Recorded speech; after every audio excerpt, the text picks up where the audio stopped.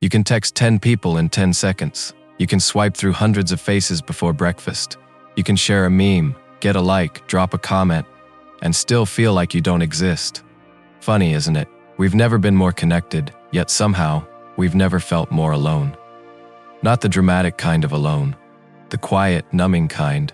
The kind of loneliness that creeps in even when the room is full, even when your notifications are on fire. It's not about company anymore. It's about connection. Real connection. The kind that doesn't come with a follow button. But in a world where everyone is always available, why do we feel so unreachable? This video isn't a fix. It's a mirror. A slow unraveling of the invisible distance between you and everyone else. And maybe, just maybe, between you and yourself. The noise of connection. The silence of being seen. You wake up and the first thing you do is check your phone. It's not even conscious anymore. It's instinct. Before your feet touch the ground, you've already re-entered the world. Messages waiting, a dozen stories blinking at you, a feed reminding you who's thriving, who's grieving, who's gone viral, and who's having eggs for breakfast. You're connected, right? The world is in your palm. But somehow, the emptiness lingers. The kind that doesn't scream, it just hums beneath everything, like static you've gotten used to. And you wonder, what's wrong with me? I'm not alone. I talk to people, I answer emails, I post, I reply. Why do I feel like no one actually sees me? Why does this invisible wall follow me from conversation to conversation, party to party, screen to screen? This is modern loneliness. It's not dramatic or cinematic. It doesn't wear a trench coat and stare longingly out a window while it rains. No, it wears sweatpants and refreshes its inbox. It laughs at group chats and then cries quietly afterward without knowing why. It's the loneliness of being surrounded by noise but starved of meaning. Of always being reachable but never really reached. We live in a world where presence has been replaced by performance, where even our most authentic moments are curated. You take 10 selfies to get one that feels natural. You record a video saying, just woke up, but you've already adjusted the lighting. We call it connection, but it's choreography. And the more we perform, the more invisible we become to ourselves. Because deep down, we know it's not us they're liking, it's the version we've shaped to be likable. And yet, we keep playing along. Not because we're fake, but because we're scared. Scared that if we showed up fully as ourselves, raw, messy, unfiltered, we'd be met with silence. Or worse, rejection. So we edit, we filter, we brand. And in doing so, we build a version of ourselves that everyone knows, but no one really knows. Carl Jung called this the persona, the social mask we wear to navigate society. It's not evil, it's necessary. We all need a way to function, to communicate, to belong. But when we forget that it's a mask, when we start believing we are our image, that's when the isolation creeps in. Because connection requires vulnerability. And you can't be truly seen if you're always slightly hiding. We've traded intimacy for interaction, depth for accessibility, and now we're drowning in shallow waters. We get dopamine hits from hearts and thumbs, but our real hunger is for presence. For someone to pause, to sit with us, not because they're obligated or entertained, but because they genuinely care. When was the last time you spoke to someone without checking the time? Without thinking about your next reply? Without needing it to be interesting or useful? The irony is cruel. We're constantly sharing, yet we feel unknown. Constantly talking, yet we rarely feel heard. And somewhere deep inside, we start to believe that maybe we're the problem. That maybe we're just bad at connection. That maybe we're too needy, too sensitive, too much. But the problem isn't that we crave connection. The problem is we've been feeding that craving with junk food. Fast, flashy, and addictive, but ultimately unsatisfying. We don't lack communication. We lack communion. That word, communion, it's not about religion, it's about presence, about being with, fully, quietly, without agenda, and we're starving for it. But the world we live in isn't built for it. It's built for speed, for stimulation, for efficiency. So we learn to substitute real touch for reactions, eye contact for emojis, and over time, we lose the muscle memory for real connection. Have you noticed how uncomfortable silence has become? We rush to fill it, with content, with scrolling, with background noise. Because silence might lead to reflection, and reflection might reveal that we're not as okay as we keep pretending to be. That maybe the constant hum of stimulation isn't energizing us, it's numbing us. And still we keep going. We join the Zoom calls. We like the updates. We reply with lol when we're actually numb, because anything is better than admitting we're lonely in a world that's supposed to be connected. Because if you admit that, you risk sounding ungrateful, or worse, broken. But you're not broken. You're just human. And humans weren't made for this much performance, this much disembodied communication, this much visibility without intimacy. You were made for presence, for pauses, for people who sit with your silence and don't flinch. And yes, it's hard to find now. But maybe part of the reason we're so isolated is because we've forgotten how to be with ourselves. We've outsourced our attention to everyone else. We've made our worth dependent on responses. We check our phones to see if we still matter. We post to remember we still exist. But in all of it, we abandon the one person we're with all the time, ourselves. And if you don't feel seen by you, it's hard to believe anyone else ever really will. The illusion of connection in a hyper-connected world.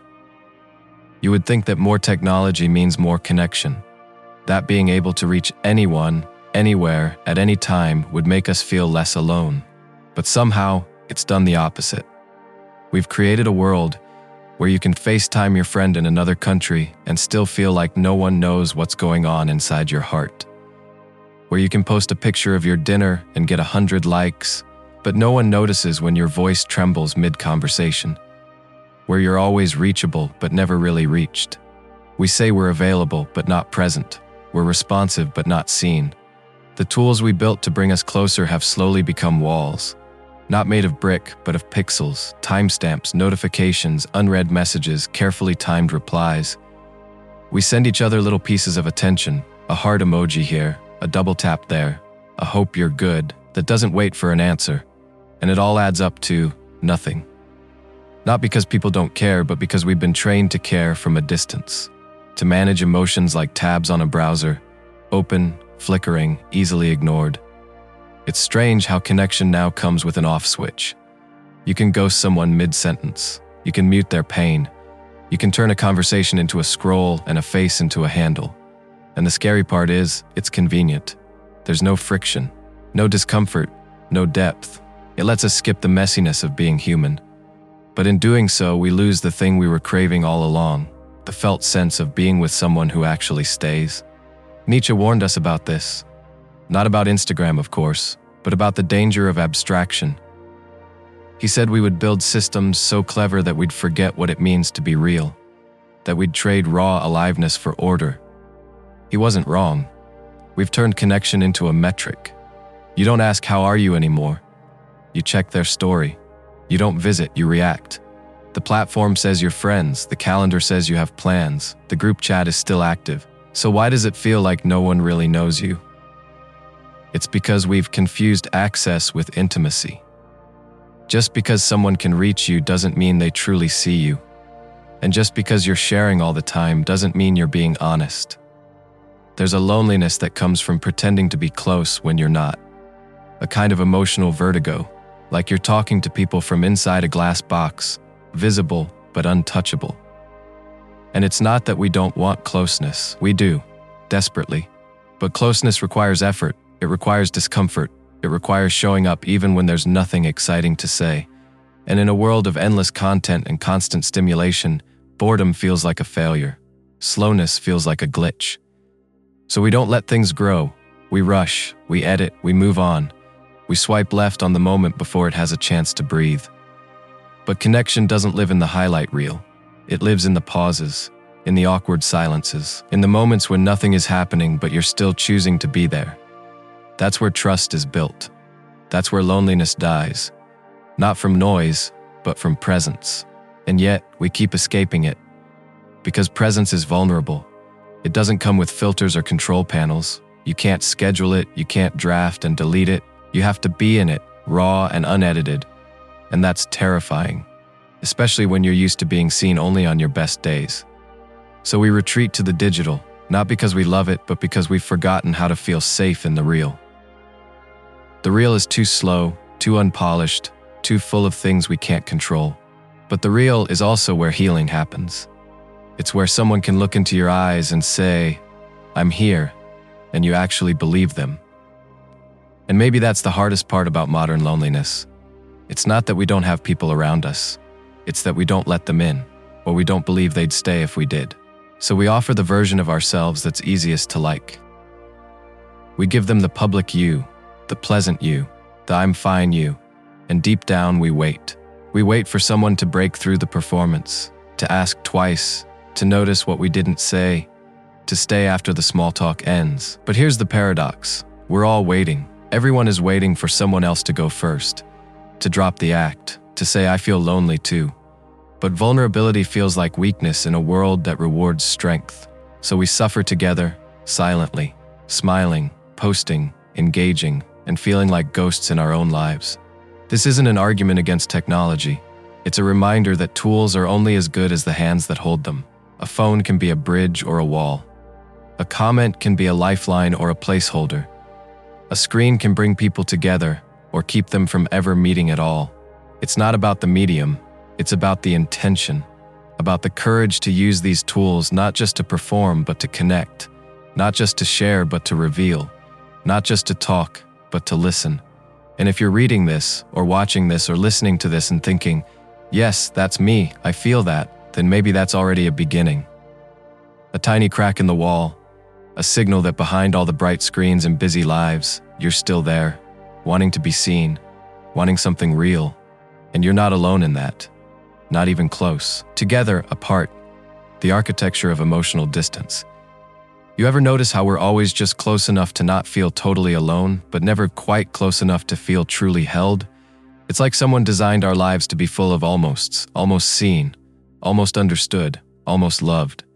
We sit in rooms with people nodding along, laughing at the right parts, but inside something remains untouched. Not hidden, just never invited. We build our relationships like we build our cities, compartmentalized, functional, always under construction. You have your work friends, your gym friends, your deep friend, your go out and drink friend, your DM friend who you never actually meet friend. It's all very organized, very efficient, very lonely. Carl Jung once said, loneliness does not come from having no people around you, but from being unable to communicate the things that seem important to you. And there it is, the quiet truth. You can be surrounded by people and still feel invisible because what matters to you, what aches, what dreams, what fears, never gets to exist in the space between. It gets edited out, smoothed over, muted. We live in a culture of surfaces. Everything has to be digestible, polite, convenient. Even our pain must be packaged properly. If you're going to be sad, be quick, be relatable, make it a story, add a moral. Don't be too much, don't stay in it for too long. So we learn to shrink our emotional lives into captions, into check-ins, into acceptable fragments. But the soul doesn't speak in fragments, it speaks in mess. And modern life doesn't have much room for mess. So we stop sharing. Or worse, we share, and no one knows what to do with it. The silence on the other side of vulnerability can be louder than any rejection. So we retreat, a little further each time, until our most intimate thoughts are reserved not for people, but for late-night journaling apps or the notes folder on our phone. There's a strange dignity in keeping your feelings to yourself. It makes you feel strong, in control. And it's safer, at least it feels that way. But over time, that control turns into isolation. You stop expecting to be met, you stop hoping, and eventually, you stop offering anything that might really connect you to someone else. And it's not just personal, it's systemic. We're conditioned to treat connection as a transaction. You give me attention, I'll give you entertainment. You give me safety, I'll give you vulnerability. You give me validation, I'll give you my truth. And if the balance ever feels off, the whole thing collapses. Relationships become negotiations. Emotions become currency. And somewhere along the way, we forget how to just be with someone, without agenda, without performance, without needing it to be anything other than what it is. Even our language betrays us. We say things like emotional baggage, as if feelings are luggage we should have checked at the gate. As if being human is a burden we're supposed to carry quietly. But what if the baggage isn't the problem? What if the problem is that no one helps you carry it? We've mistaken independence for wholeness. We've made isolation a virtue. You're praised for being low maintenance, chill, unfazed. You're rewarded for needing less. But needing less isn't the same as being fulfilled. Sometimes it just means you've trained yourself not to hope for more. And so we keep drifting, together but apart. We nod at each other from emotional balconies. We wave from across the void. We even shout sometimes. But we rarely cross the distance, because to cross it would require stepping off the balcony, risking the fall, trusting that someone will catch you, or at least sit with you in the landing. The philosopher Martin Buber spoke of two kinds of relationships, I-it and I-thou. Most of our interactions are I-it, functional, distant, efficient. You are a thing I manage, respond to, deal with. But I-thou, that's rare. That's when I see you not as a role or a screen or a set of behaviors, but as a person, whole, sacred, complex. And I let you see me the same way. No defense, no filter, no exit plan. We crave I-thou, but we live in an I-it world. Everything pushes us to relate to people like content, like convenience. And so even when we find someone we could be close to, we hold back. Because I-thou requires surrender. And surrender feels dangerous when everything else tells you to stay in control. But here's the paradox. Control might keep you safe, but it will never keep you warm. It will never comfort you at 2 a.m. when you feel like a stranger in your own life. It will never say, I see you, and mean it. Only presence does that. And presence only shows up when you stop pretending everything's fine. So maybe the task isn't to find more people. Maybe it's to be more with the people already there, to pause long enough to let the silence stretch, to stay one more sentence after the conversation gets real, to ask how someone is and actually want to know, to let yourself be seen, awkwardly, imperfectly, humanly. Because maybe loneliness doesn't end with company. Maybe it ends with courage, the stranger in the mirror, loneliness within. We keep talking about loneliness as if it's always out there, like it lives in the empty chairs, the unread messages, the missed calls. But what if the loneliest place of all isn't your social circle, your city, or your screen? What if it's you? What if the deepest isolation is the one between you and yourself? There's a strange feeling that creeps in sometimes, usually when the distractions have finally quieted. You're brushing your teeth, folding laundry, lying in bed just a little too long, and suddenly there it is. A flicker of unease, a low hum beneath your thoughts. You don't quite feel like yourself, and you're not even sure who that self is anymore. Not sad, not broken, just unfamiliar. Like you've been living next to yourself, not inside yourself. It's not dramatic, it's subtle. That's what makes it so haunting. You go through the motions, hit the deadlines, say the right things, but somewhere along the way, your inner voice got quiet.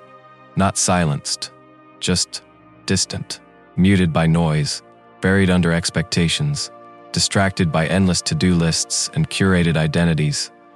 And you begin to realize, maybe part of the reason we struggle to connect with others is because we've forgotten how to connect with ourselves.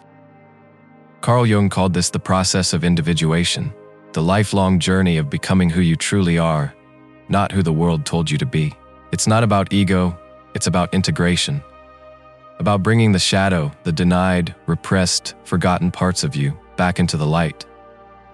But we don't really do that anymore. We optimize, we manage, we brand ourselves, we become efficient versions of who we think we should be, and then wonder why we feel like ghosts in our own lives. It's no wonder we feel lonely. We're constantly skipping over the very parts of ourselves that need presence the most. We distract ourselves from our own discomfort. We scroll when we feel bored. We binge when we feel lost. We work when we feel anxious. We stay busy so we don't have to feel the ache of our own unmet needs. But ignoring yourself isn't self-care. It's abandonment. And here's the twist. Even in solitude, we're rarely alone with ourselves. We're with content, with opinions, with imagined conversations in our head. We fill the silence before it can speak. We fill the space before it can stretch. But the soul doesn't rush, it waits. It waits for you to stop performing, to stop improving, to just be. But being with yourself is terrifying when you've built your entire life avoiding it. When every part of your day is designed to keep the quiet out. Because the quiet might reveal the gap, the distance between the life you're living and the life you actually want, between who you are and who you've been pretending to be. And that gap, it hurts. That's why we numb. That's why we pretend. That's why we sabotage real intimacy, because if we let someone in, They might see that we don't fully recognize ourselves either, that we're still figuring it out, that we're scared, and we think, who could love someone who doesn't even know who they are? But the truth is, most of us are walking around with fragmented selves. Not because we're broken, but because we've adapted. We've split ourselves into manageable versions for different roles. The confident one at work, the calm one in a crisis, the cheerful one at parties, the good listener, the overachiever, the funny one.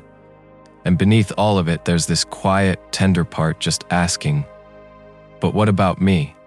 And no one hears it. Not because they're ignoring us, but because we are. It's hard to admit that the thing we crave most, real connection, requires us to stop outsourcing our worth, to stop waiting for someone else to validate us into existence, to turn inward and say, I see you, I hear you, I've missed you, you matter. That's the beginning of reconnection, not dramatic, not flashy, just a slow return to presence, a willingness to feel again, even when it's uncomfortable, a willingness to meet yourself without judgment, to let yourself be a work in progress without needing to perform progress for others. And slowly something shifts. You start noticing your own thoughts without running from them. You sit with the ache without immediately fixing it. You stop demanding that every moment be productive and instead allow it to be real. Not because it's fun, but because it's honest. And honesty, even when it's quiet and raw and inconvenient, is the first language of connection. From that place, you begin to reconnect with your body, your breath, your memories, your needs. And from there, the bridge to others starts to rebuild. Because when you're no longer a stranger to yourself, you stop demanding that others complete you. You start meeting people from a place of wholeness, not hunger. And it's not perfect. Sometimes the loneliness will still creep in. Sometimes the ache will still echo through the empty moments. But now you know it's not a sign that something's wrong with you. It's a signal that your soul is still alive beneath all the noise, still longing for truth, still aching to be felt. You're not alone because you're unworthy. You're lonely because you've been taught to live outside yourself. And now you're beginning the slow, quiet rebellion of returning home. Alone together, a culture built on disconnection. You don't have to look far to see that something's off. Just sit in a cafe, watch the tables. People sitting together, eyes on their screens, laughter punctuated by silence, a couple scrolling beside each other, touching phones but not hands, friends documenting their outing more than living it. It's not sinister. No one's trying to be cold. It's just how we live now. Like we've accepted that being half present is enough. Like we've all silently agreed not to dig too deep, not to disturb the fragile illusion of connection. And that illusion is everywhere. We've designed a culture around it, a world where loneliness is treated like a personal failing even though it's become the collective norm. You can't talk about it without sounding dramatic. You can't admit it without risking pity. So we all pretend. We armor ourselves with productivity, with humor, with aesthetics. And underneath it all, the quiet question persists. Is this it? Because modern life gives you everything except the one thing you can't fake, being truly known. You can have a following, a network, a tribe, a brand, but still feel like no one has ever really sat down, looked you in the eye and said, I see you. Not your resume, not your highlight reel, not your wit or charm. You. We don't build our lives around that anymore. We build around efficiency, around visibility, around control. The slow work of knowing someone, really knowing them, is considered indulgent, inefficient, even risky. We want connection, but we're terrified of dependence. We crave intimacy, but we worship independence. So we end up somewhere in between, emotionally starving, but never asking for a meal. Nietzsche once said that the greatest poverty of our time would not be material but spiritual. And here we are, in a world full of abundance, living with an emptiness we don't know how to name. Not because we lack things, but because we've lost rituals. We've lost slowness. We've lost spaces where vulnerability isn't just allowed but expected. Where being human isn't something to apologize for. Instead, we live in a perpetual performance. You curate your pain, you express yourself with caution, you measure your worth in views and impressions, and when it all feels hollow, you blame yourself. You say, I'm just too sensitive, I need to get it together. But what if there's nothing wrong with you? What if you're just responding, sensibly, even tenderly, to a world that forgot what connection is supposed to feel like? Because connection isn't convenient. It's messy. It's slow. It asks things from you: patience, presence, courage. But we've built lives that reward the opposite. We scroll past complexity. We cancel over discomfort. We flinch at silence. So of course we feel isolated. We're living in a culture that treats depth like a glitch and slowness like a weakness. And here's the bitter irony: most of us feel this, and yet we still feel alone in it. We still assume everyone else is doing fine, that we're the broken one. But no, this isn't your private flaw. This is a collective wound, a societal echo. And the longer we pretend it's personal, the longer we stay trapped in it. We've been sold a story of hyper-individualism, that you're supposed to be complete on your own, that needing others is weakness, that asking for help is failure. And so even when we suffer alone, because we don't want to be a burden, because we don't want to be the needy one. But what if neediness isn't a flaw? What if it's just human? We've medicalized what might just be the soul crying out for community. We've pathologized loneliness as if it's unnatural. But in truth, the unnatural thing is the world we've built. A world that prizes autonomy over belonging, consumption over connection, appearance over authenticity. And yet there's a part of us that remembers. Deep in the marrow, there's still the memory of what it's like to feel held. To be in a room where no one's performing. To be with people who don't need you to be impressive, just real. We remember it because we've tasted it, even if only in glimpses. A long walk with a friend where no one checks their phone. A night when the laughter wasn't planned. A silence that felt like safety, not awkwardness. Those moments haunt us, not because they're gone, but because they were real. And maybe that's what keeps us going, that flicker, that ache, that stubborn belief that something deeper is possible, even in this world. Maybe that's why you're here, listening, still hoping, not for perfection, not for some utopia, but for something true. And no, this video won't fix anything. It won't give you 5 steps to eradicate loneliness or a magic app that makes you feel seen. That would be just another illusion. What it can do, what I hope it does, is remind you that your longing is not a weakness. It's not a glitch in your code. It's your soul remembering what it's meant for. You were not made to live behind glass. You were not made to be consumed. You were made to be known, not just by others, but by yourself. And by the world, if it ever slows down long enough to listen. A silence we all recognize. Maybe the strangest part of all this is that we knew it. Somewhere deep down, we always knew this way of living didn't quite make sense. We just didn't have the words for it. We blamed stress, burnout, timing, other people. We blamed ourselves. But maybe the real problem is simpler and harder. We've adapted to a world that confuses contact for closeness, that rewards display over depth, that taught us to stay constantly connected but never truly present. You don't need more stimulation. You don't need more likes or followers or ways to fill the silence. You need meaning, stillness, the terrifying and beautiful feeling of being with yourself and with others in a way that's real. You don't need to be fixed. You need to be felt. And feeling, real feeling, is inconvenient. It interrupts, it gets messy, but it's also the only thing that's ever made us truly human. So if you feel like something is missing, you're not crazy. You're not broken. You're just awake. You're noticing what so many of us have trained ourselves to ignore. And maybe for now, that's enough. Just noticing, not fixing, not solving. Just sitting in the ache long enough to understand that it matters. Because in this world of endless noise, silence can be revolutionary. And in a culture of isolation, your simple act of feeling, that can be the first step home.